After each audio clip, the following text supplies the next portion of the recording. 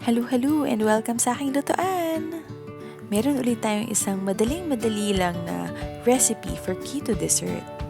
Halika, samahan niyo ako ngayon magluto ng keto panna cotta. Start na tayo! Ito yung mga ingredients as usual, nasa description box yung measurement. First, ihanda natin yung gelatin. Kuha tayong 2 tablespoon ng water. 1 teaspoon ng unflavored gelatin. Ang gamit ko dito ay Knox gelatin. Nabili ko siya online.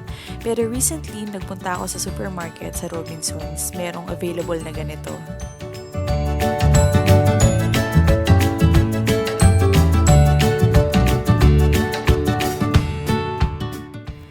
Iluto natin sa low heat yung ating cream. Ang gamit ko dito ay heavy cream ng Nestle. Pwede tayong gumamit ng all-purpose cream, nagkataon lang na ito yung meron ako sa bahay. Iluto lang natin siya hanggang sa mag-simmer siya. Kung mapapansin nyo dito, halo ako ng halo kasi medyo may problema yata yung kalan ko. Umiinit siya ng sobra, so ino-on off ko. Pero kung kalan yung gamit nyo, yung lowest setting yung gamitin nyo para lang maluto yung cream. After around 5 minutes, pwede na nating i-off. Nag-add ako dito ng 1/2 teaspoon ng vanilla. Pure granulated na erythritol. Naglagay ako ng 4 na teaspoon pero nung tinikman ko siya later, hindi pa rin siya tumamis. Kaya mamaya makikita nyo maglalagay ako ng favorite ko na equal.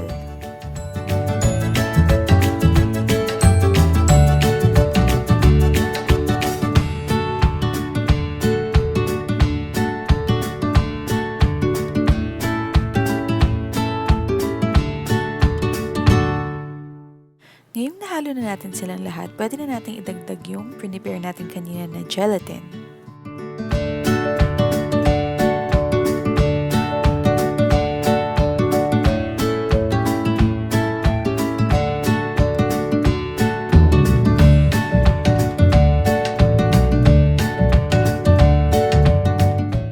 Dito, ilalagay ko lang yung mixture dun sa molde. Ito yung meron ako sa bahay. Kung ano yung meron kayong lalagyan sa bahay nyo, pwede yung gamitin basta mag-form lang siya.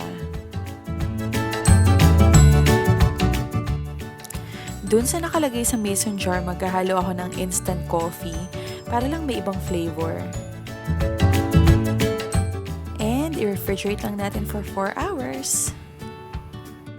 Meanwhile, gagawa lang ako ng mabilis na parang strawberry jam dito gamit yung frozen strawberries. Pwede kang gumamit ng fresh kung available yun sa'yo. Dagdag lang tayo ng erythritol. Somehow, kapag dito ko ginagamit, tumatamis yung erythritol. Bakit ganon? Let me know guys kung alam nyo. Hintayin lang natin na maging medyo malambot na yung strawberry. Yung parang lumalabas na yung katas niya sa loob. Okay na yun.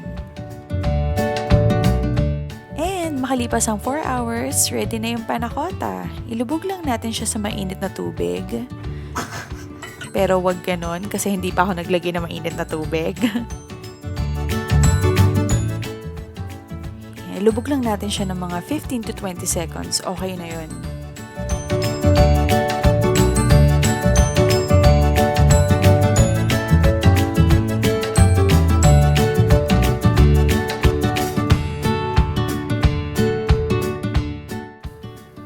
Ayan, i-flip lang natin yung panna cotta sa isang lalagyan. May tap-tap ng konti kasi medyo mataas yung napaglagyan nating molde.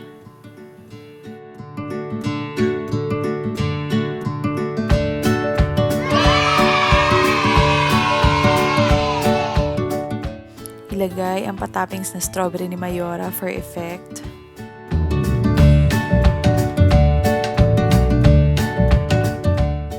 And this is it. Subukan na natin mga friends. Yoko, ang creamy-creamy niya. Ang gandang tignan. And by the way, masarap din pala siya. Hindi na siya puro pakrema ta tingin.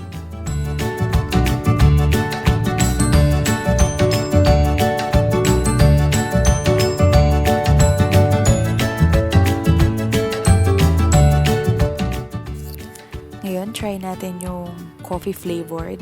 Ayan. Una siya. Hindi ko na siya tatanggalin, of course, diba? Magkanda warak-warak to pag pinilit kong tanggalin dito sa mason jar. Ayan, subukan natin. Creamy din siya, guys. Ang creamy niya din.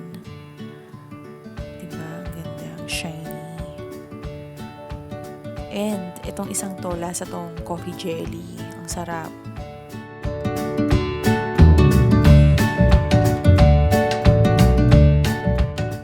And there you have it, ang ating super simple panna cotta. Before nito, hindi ko pa alam yung panna cotta, pero sobrang dali niya and ang sarap-sarap, guys. Kaya, try nyo na. Enjoy cooking!